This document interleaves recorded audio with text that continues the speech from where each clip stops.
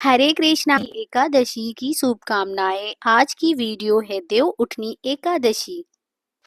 व्रत कथा को सुनने से लोगों के सारे पाप धुल जाते हैं और देव उठनी एकादशी व्रत कथा सुनने से हर मनोकामना पूरी होती है। देव उठनी एकादशी व्रत हर साल कार्तिक महीने के कृष्ण पक्ष की एकादशी को रखा जाता है। देव उठनी एकादशी व्रत कथा का पाठ किए बिना अधूरा माना जाता है। देव उठनी एकादशी व्रत कथा का पूरी श्रद्धा से पाठ करने पर संपूर्ण फल की प्राप्ति होती है। देव उठनी एकादशी का व्रत रखने और कथा सुनने से स्वर्ग की प्राप्ति होती है। देव उठनी एकादशी व्रत पर कथा सुनी जाती है क्योंकि इस दिन भगवान विष्णु 4 महीने की योग निद्रा से जागते हैं। इस दिन को देवोत्थान एकादशी या प्रबोधनी एकादशी भी कहते हैं। इस दिन भगवान विष्णु और माँ लक्ष्मी की पूजा की जाती है और व्रत रखा जाता है। मान्यता यह भी है कि इस दिन व्रत कथा सुनने से स्वर्ग की प्राप्ति होती है और इस दिन तुलसी के साथ शालिग्राम का विवाह भी होता है और इस दिन भगवान विष्णु को तुलसी पत्र अर्पण करने से 10,000 गायों के दान के समान फल मिलता है। मान्यता यह भी है कि इस दिन सच्चे मन से उपासना करने से साधक को विष्णु जी का आशीर्वाद प्राप्त होता है और घर में सुख समृद्धि का भी वास रहता है। आइए कथा को आरंभ करते हैं। कथा को आरंभ करने से पहले आपको बता देते हैं, कथा को पूरा सुनते हैं, आधा अधूरा सुनने से दोष लगता है। धर्मराज युधिष्ठिर कहने लगे कि हे भगवान, मैंने कार्तिक कृष्ण एकादशी अर्थात रामा एकादशी का सविस्तार वर्णन सुना है। अब आप कृपया करके मुझे कार्तिक माह के शुक्ल पक्ष की एकादशी के विषय में भी बतलाइए। इस एकादशी का क्या नाम है तथा इसके व्रत का विधान क्या है, इसकी विधि क्या है, इसका व्रत करने से किस फल की प्राप्ति होती है, कृपया यह बतलाइए। भगवान श्री कृष्ण बोले, कार्तिक माह के शुक्ल पक्ष में तुलसी विवाह के दिन आने वाली इस एकादशी को विष्णु प्रबोधनी एकादशी, देव प्रबोधनी एकादशी, देव उत्थान एकादशी, देव उठनी एकादशी, कार्तिक शुक्ल एकादशी तथा कहा जाता है। यह बड़े बड़े पापों को नाश करने वाली है। इसका महत्व मैं तुमसे कहता हूँ, ध्यान पूर्वक सुनो।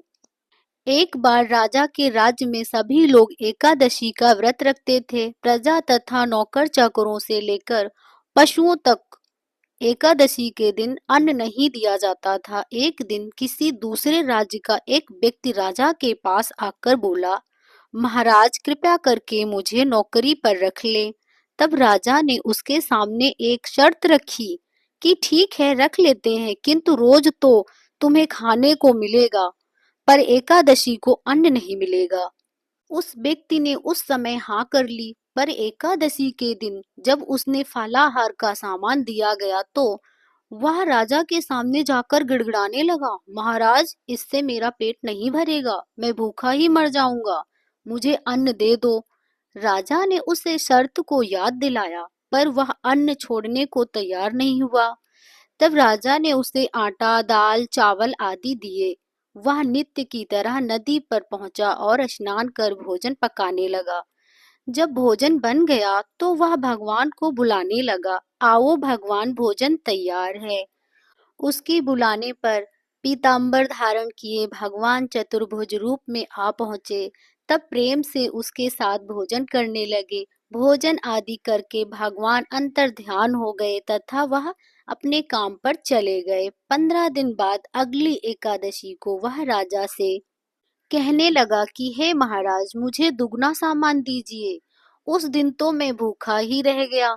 राजा ने कारण पूछा तो उसने बताया कि हमारे साथ भगवान भी खाते हैं, इसीलिए हम दोनों के लिए ये सामान पूरा नहीं होता है। यह सुनकर राजा को बड़ा आश्चर्य हुआ। वह बोला, मैं नहीं मान सकता कि भगवान तुम्हारे साथ खाते हैं। मैं तो इतना व्रत रखता हूँ, पूजा करता हूँ, पर भगवान ने मुझे कभी दर्शन नहीं दिए। राजा की बात सुनकर वह बोला, महाराज यदि आपको विश्वास न हो तो साथ चलकर देख लो। राजा एक पेड़ के पीछे छिपकर बैठ गया। उस व्यक्ति ने भोजन बनाया तथा भगवान को शाम तक पुकारता रहा, परंतु भगवान न आए। अंत में उसने कहा, हे भगवान, यदि आप नहीं आएंगे तो मैं नदी में कूदकर प्राण त्याग दूंगा। लेकिन भगवान नहीं आए। तब वह प्राण त्यागने के उद्देश्य से नदी की तरफ बढ़ा। प्राण त्यागने का उसका दृढ़ इरादा जान शीघ्र ही भगवान ने प्रकट होकर उसे रोक लिया और साथ बैठकर भोजन करने लगे। खा पीकर वे उसे अपने विमान में बिठाकर अपने धाम ले गए।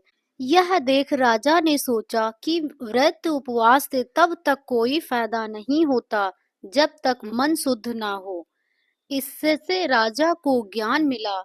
वह भी मन से व्रत उपवास करने लगा और अंत में स्वर्ग को प्राप्त हुआ। जय श्री कृष्णा। कथा सुन रहे भक्तों का दिन मंगलमय हो। और अगर आप हमारे चैनल पर नए आए हैं तो हमारे चैनल को सब्सक्राइब कर लें और कमेंट में जय श्री कृष्णा अवश्य लिखें। जय श्री राधे।